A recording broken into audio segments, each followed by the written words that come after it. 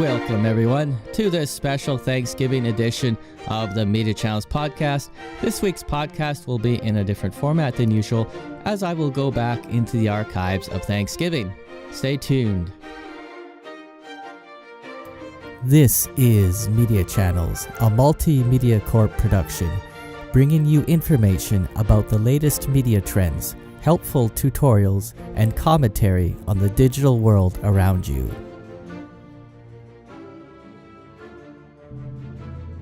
Good afternoon. My name is Stuart Rathje, hosting episode number 12 of this Media Channels podcast on the 5th of October 2018. Now, my original plan for this podcast was to read a public domain short story about Thanksgiving, but after hours of searching for something that it was both short enough and that was in the public domain, I had ended in failure, unfortunately. So instead, I've decided to come back, or go back into history rather, and find out a little bit more about Thanksgiving and find some interesting tidbits about it as well.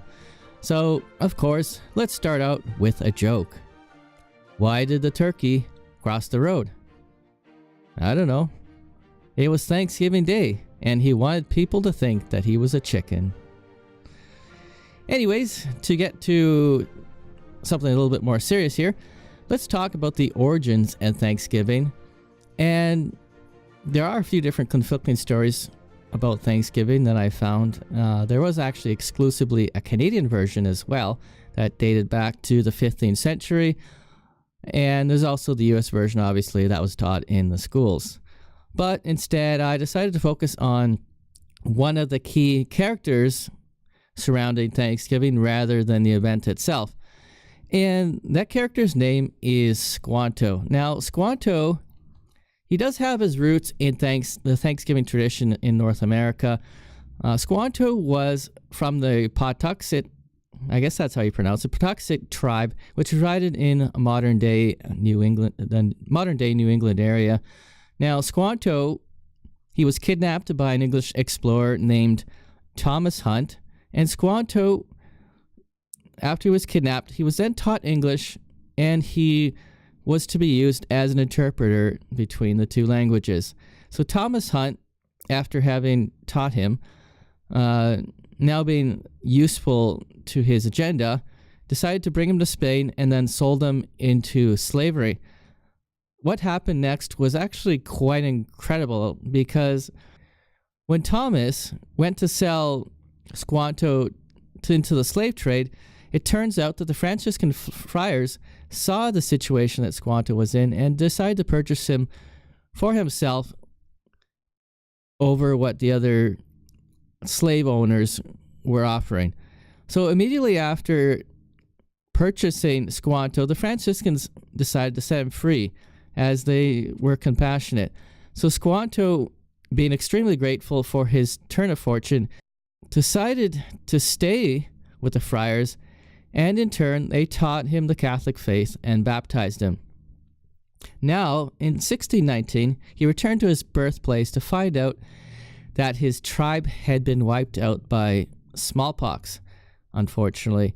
So he was the last of his tribe, and not even 1 year later, in 1620, when the Pilgrims landed in America, that's when Squanto first met the Pilgrims. The Pilgrims, they were wholly unprepared for the climate, and they had little food with them. So Squanto, being the perfect, well, I'm not going to say perfect, but he was a fairly good and respected native, and he had the English skills that he needed to be able to talk to the Pilgrims. So he reached out to help the new Pilgrims because of the English, obviously, and he also knew how to grow the crops in the area, because the land was a lot different than it was back in Europe, so they needed some instruction on what types of crops to grow and how to grow them. After he had taught them how to grow the crops, they had a fruitful year, and after that 1 year period of successful interactions between the English colonists and the Native Americans, they held a 3-day celebration called the Fall Harvest, and this took place between the colonists and the Wampanoag tribe at the time. Squanto, he was instrumental in the peace between the two cultures, and because of this is where we get Thanksgiving from. And in doing my research as well, I also stumbled upon an article that mentioned that he was actually kidnapped a second time after he had gone back to his birthplace. And what the colonists did, because they're so thankful for what he had done for them, the colonists went out and rescued him so that he wouldn't be sold back into slavery. Unfortunately, Squanto, 2 years later, he fell ill and died. And because of Squanto's contribution, we know today we owe him basically a tribute to Thanksgiving, even though he wasn't the sole person to basically bring it to the table. But without him, there would be no Thanksgiving, because there's a good chance that the colonists at the time probably would have starved to death. Some other interesting things I found out about Thanksgiving in my research. I managed to find a digital copy of the Theater magazine, and this was circa 1926. Now, believe it or not, this single edition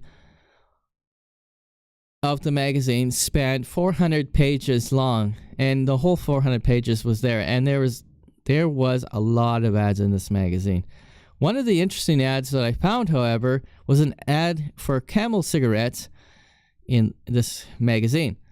So the ad itself was actually written specifically for Thanksgiving. It was a whole page ad, and let me tell you, this is not an advertisement, okay? I'm not trying to sponsor Camel cigarettes. I don't smoke, but I found that the ad was interesting because it was geared towards Thanksgiving. So I'm going to show you the ad. The name of the ad is "When the Thanksgiving Feast is Spread and Gay Friends Gather, when you're joyously thankful for another year of health and plenty, have a Camel." When it's Thanksgiving and your chosen friends are enjoying the good things of earth, as you are rejoicing over another year of health and good fortune, have a Camel. For no other cigarette ever gave so much added enjoyment to a Thanksgiving feast. No other was ever so welcome to your friends. Millions of experienced smokers are thankful each day for Camels. This distinctive cigarette brought the world a new measure of smoking satisfaction and contentment. For Camels never tire the taste or leave a cigarette aftertaste. Before Camel, it was impossible to get every good feature in one cigarette, no matter how much smokers were willing to pay. So choice tobaccos were never before blended as they are in Camels. The makers of the Camel set out to blend the world's finest cigarette regardless of price, and they succeeded. So this festive day, with your thanks for the good year that is gone, with the hope for the better days to come, send up the fragrant smoke that is loved by millions. On Thanksgiving Day, have the best that's made. Have a Camel. And then there were two little captions under the pictures. Camel represents a sentiment in cigarette quality. The choices of Turkish and domestic tobaccos are blended into Camels by... And unfortunately, I can't quite read it because it's a little bit blurry, but it sounds like it's being blended in the finest French cigarette paper and is made especially for them. No other cigarette is like Camels. They are the overwhelming choice of experienced smokers, apparently. This ad was interesting because it was not only just a short buy me now type ad, but it went through the trouble of actually painting a scenario for the would-be purchaser. So I thought it's a particularly interesting ad. I mean, ads today are very short and simple, and you don't get that sort of quality with them. And some other interesting historical information about Thanksgiving that I managed to find on the internet, obviously, is that in Canada, the first official Thanksgiving holiday was done by proclamation by Vincent Massey, who was the Governor General at the time, in 1957, and that Thanksgiving was originally celebrated as a holiday on a different day each year, which can be traced back to the 4th Parliament of Canada in 1879. Now, I looked and looked and looked, and I couldn't find the actual text, but this is the research that I found was saying that was 1879. And yeah, it was on a different day each year. So I'm going to read the actual proclamation. February 27th, 19 57, the Canada Gazette Part 2, Volume 91, titled Thanksgiving Day, Proclaimed for Observance. Vincent Massey, Elizabeth II, by the grace of God of the United Kingdom, Canada, and her other realms and territories, Queen, Head of the Commonwealth, Defender of the Faith. To all to whom these presents shall come, or whom the same may anywise concern. Greeting. A proclamation, F.P. Varco, Deputy Attorney General of Canada.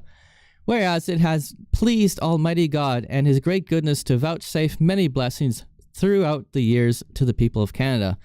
We therefore, considering that these blessings vouchsafed to the people of Canada do call for a solemn and public acknowledgement that thought fit, by and with the advice of our Privy Council of Canada, to appoint the second Monday in October in each and every year as a day of general thanksgiving.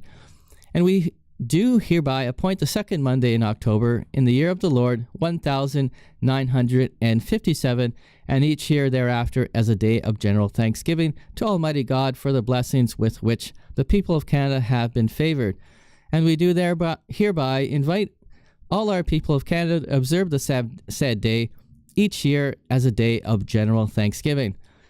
In testimony whereof we have caused these our letters to be made patent, and the Great Seal of Canada to be hereunto affixed. Witness, our right trusty and well-beloved Councillor Vincent Massey, member of our Order of the Companions of Honour, Governor-General and the Commander-in-Chief of Canada. At our Government House in our city of Ottawa, this 31st day of January in the year of our Lord 1957, and in the 5th year of our reign. By Command C. Stein, under the Secretary of State, God Save the Queen. I also have this letter of John A. MacDonald from his staff requesting the day off at Thanksgiving. And the letter reads, I'm going to bring it up on the screen. Ottawa, the 6th November, 1889. Dear Sir John MacDonald, tomorrow being Thanksgiving Day, as you know, the staff request me to ask you to be good enough to allow the office to be closed. Yours truly, and I can't quite read the name, and it looks like a clerk to the Privy Council. Some other things I found out about Thanksgiving was a particularly interesting short story or documentary from 1951. I found it on the Internet Archive. It's called The Day of Thanksgiving. So I'm going to pull up this film. It's about 10 minutes long, maybe a little less.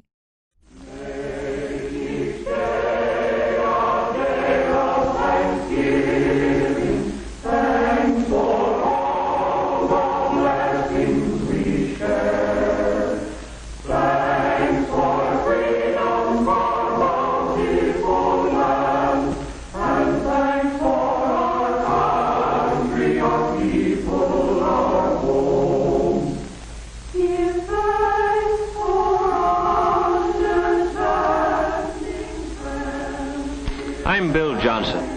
Around here, they just call me Dad. I've been trying to read, but I just can't seem to do it. I keep thinking about today, Thanksgiving Day. We Johnsons had a good Thanksgiving, the best we've ever had. And I can't help thinking that what made it better was a real feeling of thankfulness. And that's odd, too, when you consider the shape things were in when I got home from work yesterday. Kids, Dick and Tommy and Susan, were all home from school. And of course, Mother and the baby were there. As kids will, mine were living tomorrow right along with today, looking forward to Thanksgiving. And like most men, I'm glad it was Mother instead of me who had to break the news to them. Tomorrow's Thanksgiving. Turkey and dressing and pie and cake. And fruit salad and whipped cream and cranberries. Gee, I can hardly wait. Me too.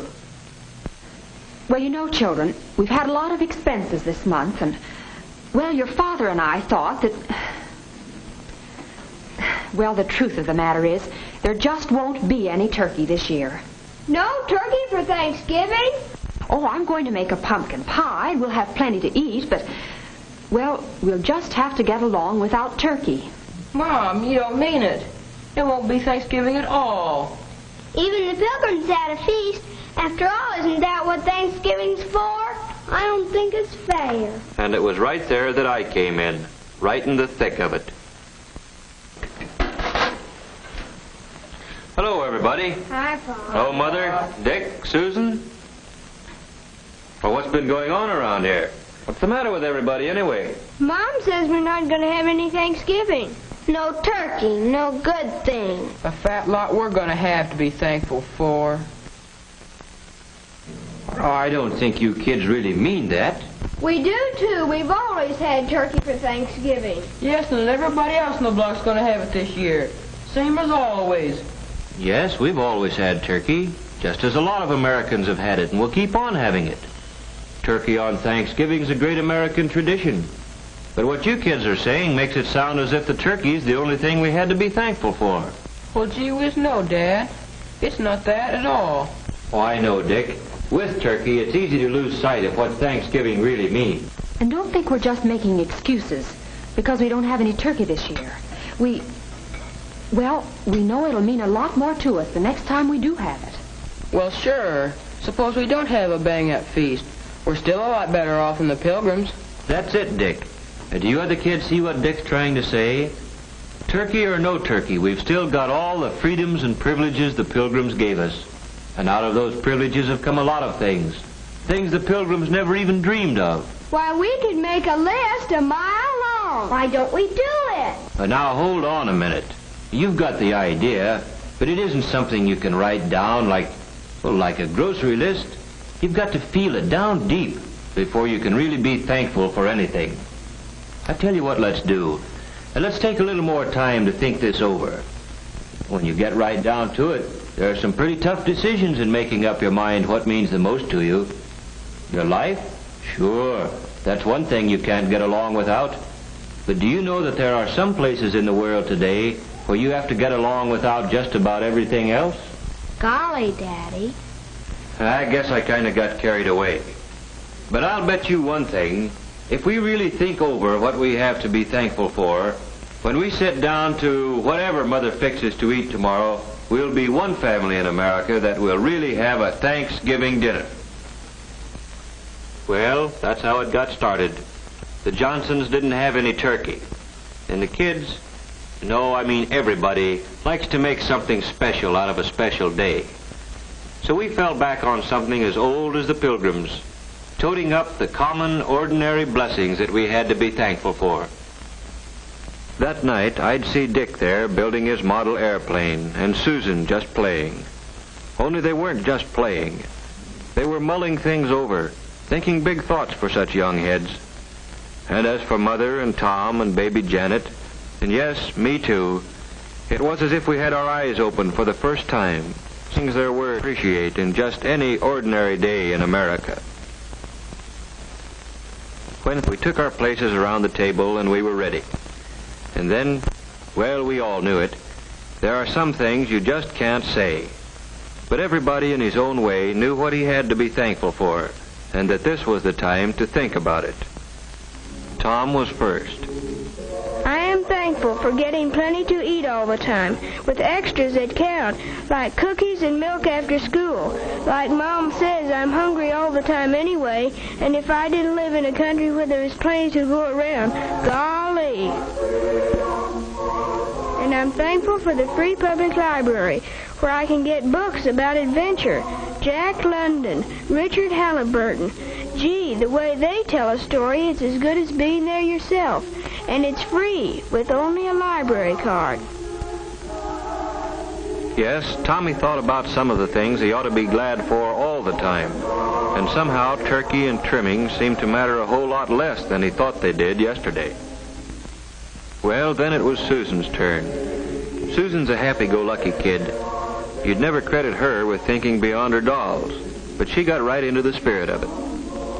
I am thankful we have what we need to wear. Though Mother says it's hard to keep up with us, we grow so fast. I never thought before how many clothes it takes for all kinds of weather, or how it would be to have to do without the right ones. I'm glad to be able to go to Sunday school, or go to any church I want, any Sunday. I'm thankful for my mother and daddy, that they are here with us, that both of them aren't too worried about things to take time to have fun with us. I'm glad we're a family, that families are still important in America. I guess Dick, being the oldest, was having some pretty serious thoughts. I am thankful for being able to get an education, for living where schools, all schools, open their doors to a guy who wants to learn, where school books are studied instead of burned, where a guy is rated by how much he knows, and the community is rated by how well it teaches him. I'm glad I've got a chance to play, batting a ball around once in a while. Stuff like that. I'm glad it's fun, growing up in America. Sure, baby Janet's too young to understand the big word Thanksgiving. She's too little even to tell us the things that make her happy. But we can tell, and maybe she's thinking about them now. Maybe she's thinking about the fun of splashing around in the tub, and about how good it feels to be clean. About playtime with Mother, and the security she feels in Mother's arms. And as for Mother, seems she's always working, cooking, ironing, tending children, daylight to dark. What does she have to be thankful for? I am thankful that my children had the privilege of being born safely and of growing up healthy and strong. I'm thankful that I have the privilege of guiding them as they become useful men and women. And I'm thankful for all the things our American system makes possible for the Smiths and the Browns and the Johnsons. For washing machines, hot water out of a tap, and a telephone to call the doctor when one of the family is sick. A car to get Dad to work. Yes, I'm thankful for all the things free people working together can produce. I'm thankful that when my neighbor drops in to borrow a cup of flour, we've got the right to talk about anything we want to. The parent-teacher project, the new mayor, or Jane Jones' hat. And last of all, I'm truly thankful for the peace of mind that Dad's job brings, for knowing that even though there are lots of luxuries we can't afford, there still will always be enough to go around for the things we have to have. I'm glad Dad doesn't work slave hours, that there are evenings and Sundays and vacations when we can all be together. That's Mother for you, grateful for what America means to her family. And now for me. I've got so many things to be thankful for. I'm thankful for this house. It may need a coat of paint, it has a mortgage, but it's ours, a place where we can be together in privacy. And I'm thankful for the thing that makes this house our home, the happiness here, not just today or on Christmas morning, but on a day-to-day basis all through the year. For knowing that a knock on our door means nothing to fear. A friend calling, or maybe a bill collector, or a kid selling magazines. You never know what to expect. But you can count on one thing. It's not going to be some political gangster coming to drag one of us off to jail because we believe in freedom. And I'm glad that that freedom we've got lets me choose the kind of work I like and can do best. Taking a sluggish motor and making it hum again. Makes me feel that somebody got to his work, or wherever he had to go, just because of me. And feeling like that gives me a lot of satisfaction. And I'm thankful for my newspaper. Just a few cents worth of printer's ink and paper, but more valuable than any amount of money. Because in it, the editor's got the privilege of printing what he thinks. And I've got the privilege of agreeing with him or not, however the facts strike me. And both of us, the editor and I, have the right to act on our opinions on Election Day, to vote for the principles we believe in. And finally, I'm thankful for being able to believe, in spite of everything, that somehow, someway, the unity we've got here in the Johnson family will someday spread to men and nations throughout the world. For all these things, we are truly and humbly thankful. Amen.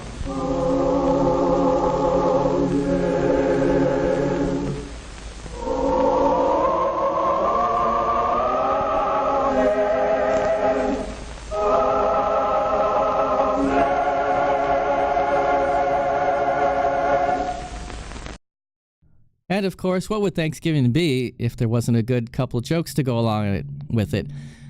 So the first joke is, what is the most musical part of a turkey? Okay, you can answer in the comments, and I'll tell you at the end. And the second joke is, how is a turkey like a couch? Okay, so put your answer in the comments, and I'll reveal it at the end of the podcast. Now that I got my dad jokes out of the way, I'm going to read you a short tale on Thanksgiving called A Thanksgiving Story. A Thanksgiving story with all the trimmings. You get to decide if the story is either fact or fiction. Once upon a time, there lived a mother with her 2 daughters. Now Thanksgiving was coming up in a couple of days, and they had not prepared a thing yet. Their papa had not been around lately due to him being out of town. In desperation, the mother said, "Girls, can you go to the local farmer's market and request a turkey so that we may have some for Thanksgiving? Here is some coins." "Sure thing," said the girls, as they were already bored and wanted to get outside. They rushed out the door before their mom could get in another word, and they jumped on their bikes and headed to the market. Their mother yelled down the street, paved with cobblestone, "How will you get it home?"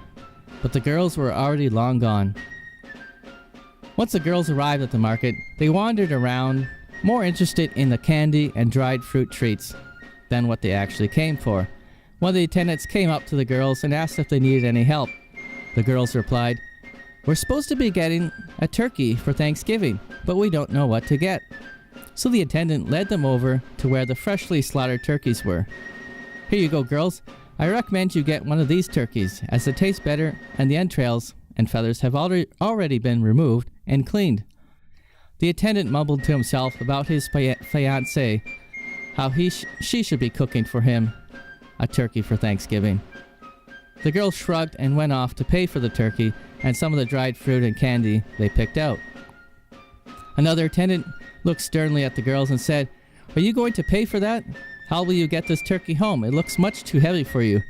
The girls, not realizing the simple fact, looked intently at the cashier and quietly said, "We came on our bikes."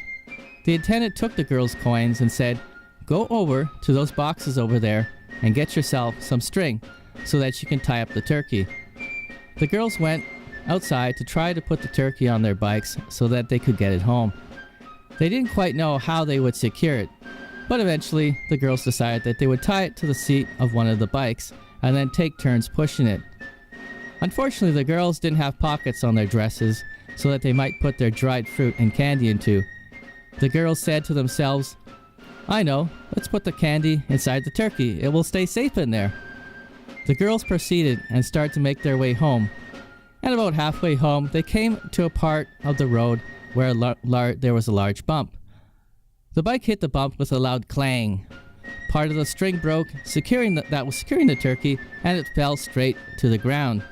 The turkey started to drag behind the bike on the ground, and the girls yelled, "Mom is going to be so angry with us. The turkey is all dirty and has been in the mud." The girls then plotted to themselves, "Let's just wipe it off before we get home. She will never know." An old man that was walking down the street saw all the commotion and yelled, "Kids these days." The girls began to hurry home quickly at that point. Once the girls got home, their mom yelled at them, "What in the name were you girls thinking? How on earth did you manage to get this turkey here?" The girls replied, "The attendant at the market gave us some string." The mom, shaking her head, said, "Next time, don't bike off so quickly." By this time, the kids had forgotten that they put their candy inside the turkey and went to go play with their dolls. That's when little Jimmy came along, and being the menace that he was, he saw the turkey on the counter and started to hit it and play it like it was a set of drums.